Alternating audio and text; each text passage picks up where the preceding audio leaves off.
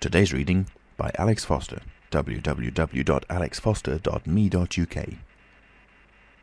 The Invisible Man by H.G. Wells. Chapter 3. The 1001 Bottles. So it was that on the 29th day of February, at the beginning of the thaw, this singular person fell out of infinity into Iping village.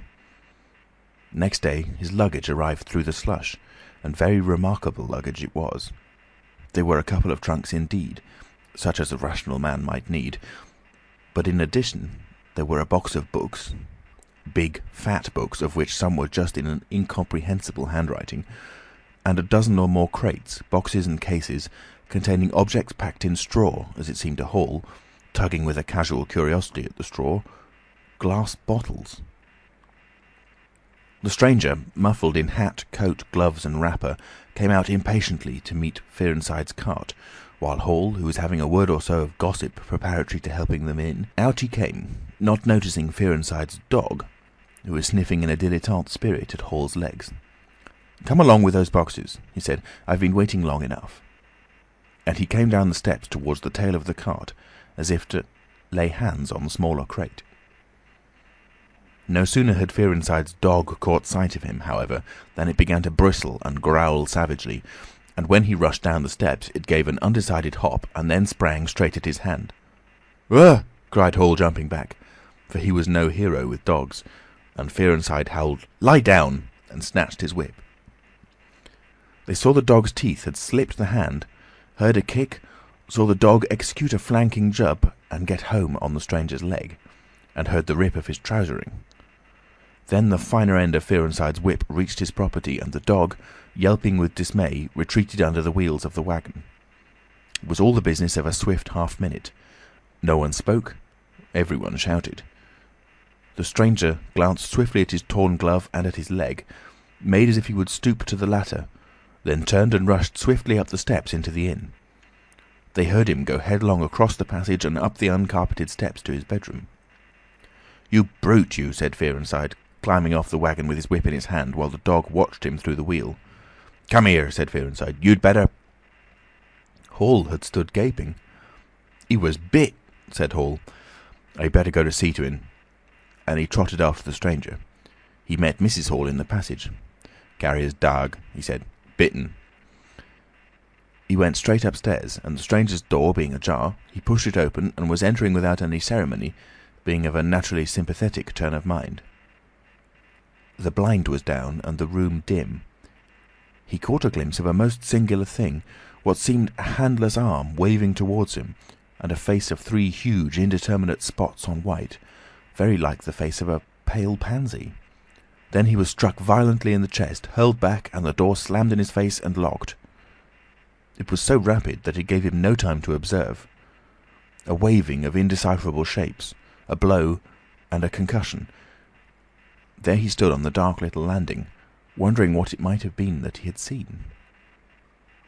A couple of minutes later he rejoined the little group that had formed outside the coach and horses. There was Fearenside, telling about it all over again for the second time. There was Mrs. Hall, saying his dog didn't have no business to bite her guests. There was Huckster, the general dealer from over the road, interrogative, and Sandy Wedges from the forge, judicial, besides women and children, all of them saying fatuities. "I wouldn't let him bite in me, I knows. 'Tasn't right to have such dogs. What he biting for then?" and so forth. Mrs. Hall, staring at them from the steps and listening, found it incredible that he had seen anything so very remarkable happen upstairs. Besides, his vocabulary was altogether too limited to express his impressions. "He don't want no help, he said in answer to his wife's inquiry. "We'd better be taking of his luggage in." "You ought to have it cauterized at once," said Mr. Huckster, "especially if it's all inflamed." "I'd shoot him, that's what I'd do," said a lady in the group. Suddenly the dog began growling again. "Come along!" cried an angry voice in the doorway, and there stood the muffled stranger with his collar turned up and his hat brim bent down. "The sooner you get those things in, the better I'll be pleased." It is stated by an anonymous bystander that his trousers and gloves had been changed. "Was you hurt, sir?" said Fearenside. "I'm rare sorry the dog—" "Not a bit," said the stranger. "Never broke the skin. Hurry up with those things." He then swore to himself, so Mr. Hall asserts. Directly the first crate was in accordance with his directions, carried into the parlour, the stranger flung himself upon it with extraordinary eagerness and began to unpack it, scattering the straw with an utter disregard of Mrs. Hall's carpet. And from it he began to produce bottles, little fat bottles containing powders, small and slender bottles containing coloured and white fluids, fluted blue bottles labelled poison, bottles with round bodies and slender necks, large green glass bottles, large white glass bottles, bottles with glass stoppers and frosted labels, bottles with fine corks, bottles with bungs, bottles with wooden caps, wine bottles, salad oil bottles. Putting them in rows on the chiffonier, on the mantel, on the table under the window, round the floor, on the bookshelf, everywhere. The chemist's shop in Bramblehurst could not boast half so many. Quite a sight it was. Crate after crate yielded bottles until all 6 were empty, and the table high with straw. The only things that came out of these crates beside the bottles were a number of test tubes and a carefully packed balance.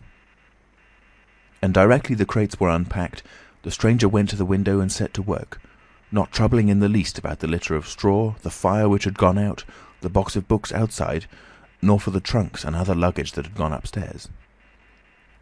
When Mrs. Hall took his dinner to him, he was already so absorbed in his work, pouring little drops out of the bottles in test tubes, that he did not hear her until she had swept away the bulk of the straw and put the tray on the table, with some little emphasis perhaps, seeing the state that her floor was in. Then he half turned his head and immediately turned it away again. But she saw he had removed his glasses. They were beside him on the table, and it seemed to her that his eye sockets were extraordinarily hollow. He put on his spectacles again and then turned and faced her. She was about to complain of the straw on the floor when he anticipated her. "I wish you wouldn't come in without knocking," he said in the tone of abnormal exasperation that seemed so characteristic of him. "I knocked, but seemingly... Perhaps you did. But in my investigations, my really very urgent and necessary investigations, the slightest disturbance, the jar of a door... I must ask you..." "Certainly, sir. You can turn the lock if you're like that, you know. Any time." "A very good idea," said the stranger. "This straw, sir, if I can be so bold as to remark..." "Don't. If the straw makes trouble, put it down in the bill." And he mumbled at her, words suspiciously like curses. He was so odd, standing there, so aggressive and explosive, bottle in one hand and test tube in the other, that Mrs. Hall was quite alarmed. But she was a resolute woman. "In which case, I should like to know, sir, what you consider..." "A shilling. Put down a shilling. Surely a shilling's enough." "So be it," said Mrs. Hall, taking up the tablecloth and beginning to spread it over the table. "If you're satisfied, of course." He turned and sat down, with his coat collar toward her. All the afternoon he worked with the door locked, and, as Mrs. Hall testifies, for the most part in silence. But once there was a concussion and a sound of bottles ringing together, as though the table had been hit, and the smash of a bottle flung violently down, and then a rapid pacing athwart the room. Fearing something was the matter, she went to the door and listened, not caring to knock. "I can't go on," he was raving. "I can't go on. 300,000, 400,000, the huge multitude, cheated. All my life it may take me. Patience, patience indeed. Fool, fool." There was a noise of hobnails on the bricks in the bar, and Mrs. Hall had very reluctantly to leave the rest of his soliloquy. When she returned, the room was silent again, save for the faint crepitation of his chair and the occasional clink of a bottle. It was all over. The stranger had resumed his work.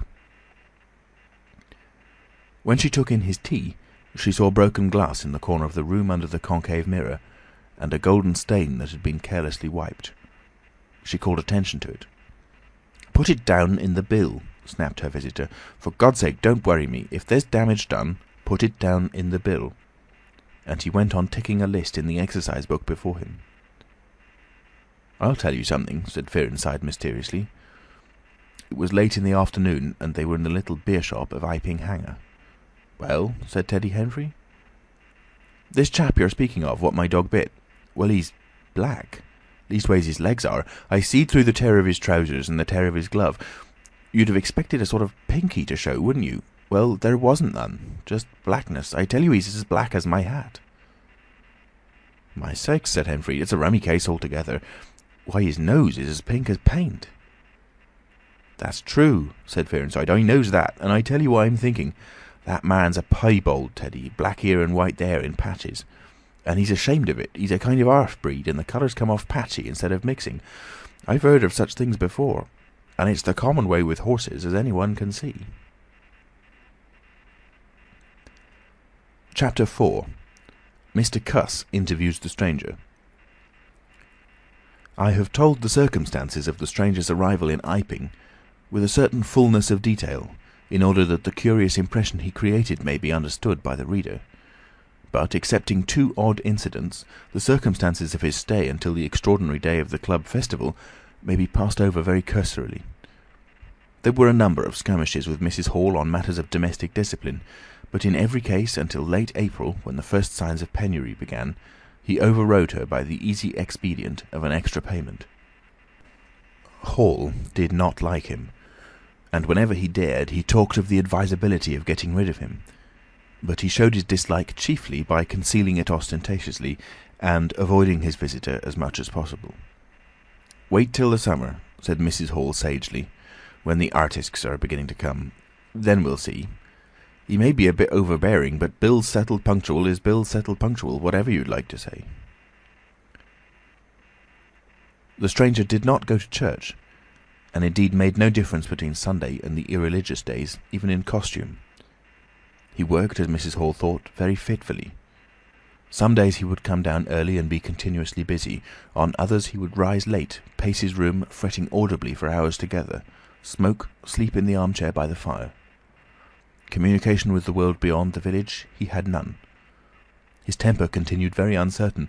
For the most part his manner was that of a man suffering under almost unendurable provocation, and once or twice things were snapped, torn, crushed, or broken in spasmodic gusts of violence. He seemed under a chronic irritation of the greatest intensity. His habit of talking to himself in a low voice grew steadily upon him, but though Mrs. Hall listened conscientiously, she could make neither head nor tail of what she heard. He rarely went abroad by daylight, but at twilight he would go out, muffled up invisibly, whether the weather were cold or not, and he chose the loneliest paths and those most overshadowed by trees and banks. His goggling spectacles and ghastly bandaged face under the penthouse of his hat came with a disagreeable suddenness out of the darkness upon 1 or 2 home-going labourers, and Teddy Henfrey, tumbling out of the scarlet coat one night at 9:30, was scared shamefully by the stranger's skull-like head. He was walking hat in hand, lit by the sudden light of the opened inn door. Such children as saw him at nightfall dreamt of bogies, and it seemed doubtful whether he disliked boys more than they disliked him, or the reverse. But there was certainly a vivid enough dislike on either side. It was inevitable that a person of so remarkable an appearance and bearing should form a frequent topic in such a village as Iping. Opinion was greatly divided about his occupation. Mrs. Hall was sensitive on the point. When questioned, she explained very carefully that he was an experimental investigator, going gingerly over the syllables as one who dreads pitfalls. When asked what an experimental investigator was, she would say, with a touch of superiority, that most educated people knew such things as that, and would thus explain that he discovered things. Her visitor had had an accident, she said, which temporarily discoloured his face and hands, and, being of a sensitive disposition, he was averse to any public notice of the fact. Out of her hearing there was a view largely entertained that he was a criminal trying to escape from justice by wrapping himself up so as to conceal himself altogether from the eye of the police.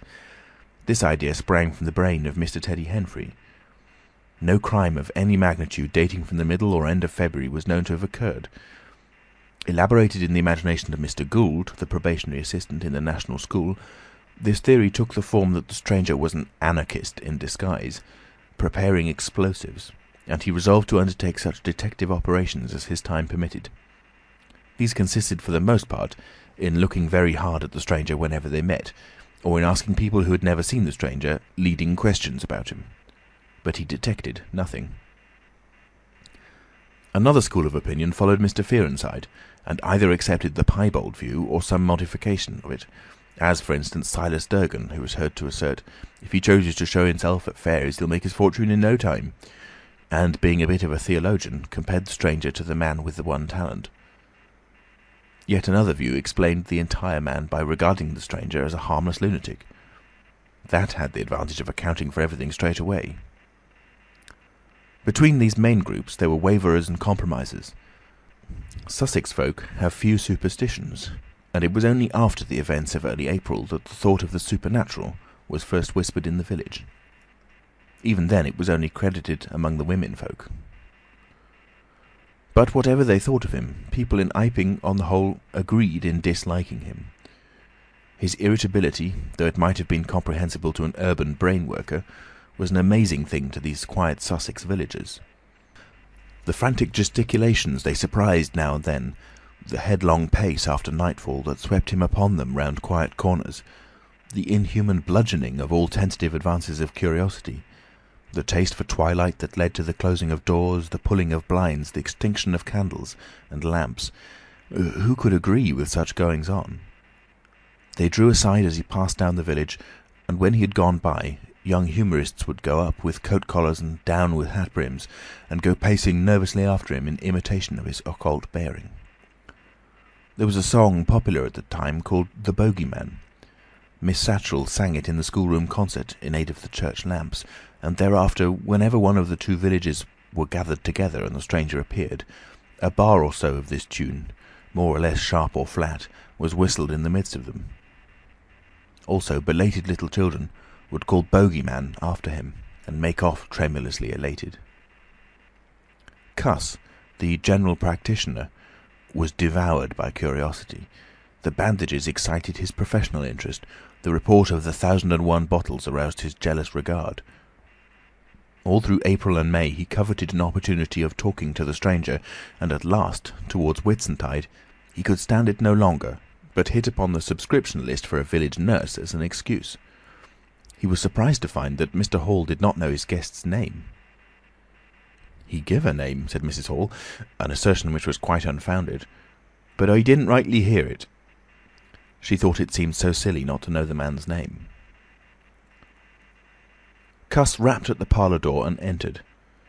There was a fairly audible imprecation from within. "Pardon my intrusion," said Cuss, and then the door closed and cut Mrs. Hall off from the rest of the conversation. She could hear the murmur of voices for the next 10 minutes, then a cry of surprise, a stirring of feet, a chair flung aside, a bark of laughter, quick steps to the door, and Cuss appeared, his face white, his eyes staring over his shoulder. He left the door open behind him, and without looking at her, strode across the hall and went down the steps, and she heard his feet hurrying along the road. He carried his hat in his hand. She stood behind the door, looking at the open door of the parlour. Then she heard the stranger laughing quietly, and his footsteps came across the room. She could not see his face where she stood. The parlour door slammed, and the place was silent again. Cuss went straight up to the village to Bunting, the vicar. "Am I mad?" Cuss began abruptly as he entered the shabby little study. "Do I look like an insane person?" "What's happened?" said the vicar, putting the ammonite on the loose sheets of his forthcoming sermon. "The chap at the inn—" "Well?" "Give me something to drink," said Cuss, and he sat down. When his nerves had been steadied by a glass of cheap sherry, the only drink the good vicar had available, he told him of the interview he had just had.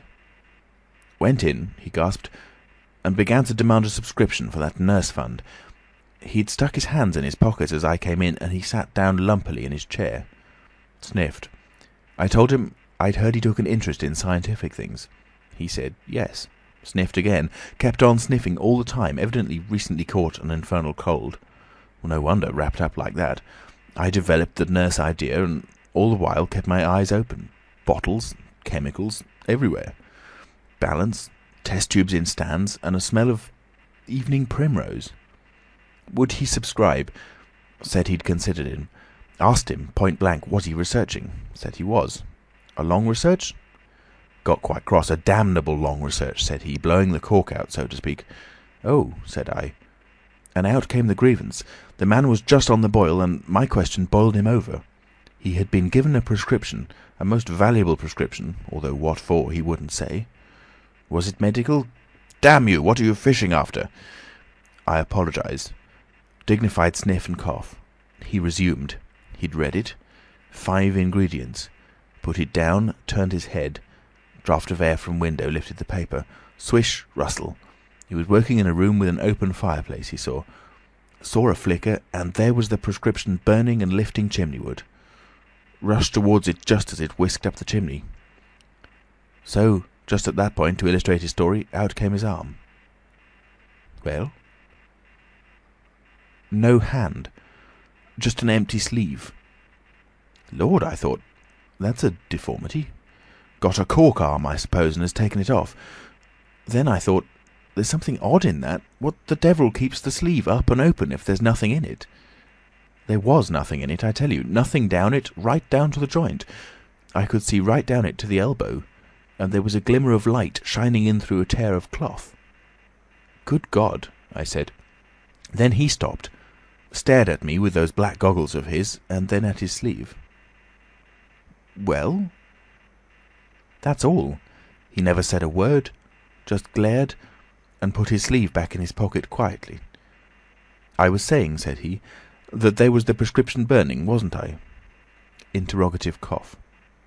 How the devil, said I, can you move an empty sleeve like that? Empty sleeve? Yes, said I, an empty sleeve. It's an empty sleeve, is it? You saw it as an empty sleeve? He stood up right away.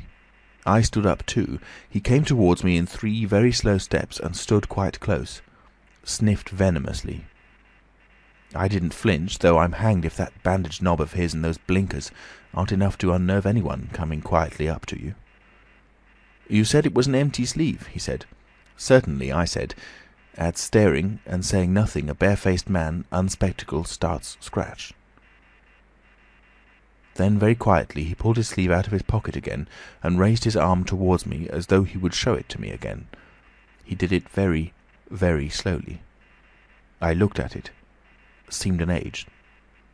Well, said I, clearing my throat, there's nothing in it.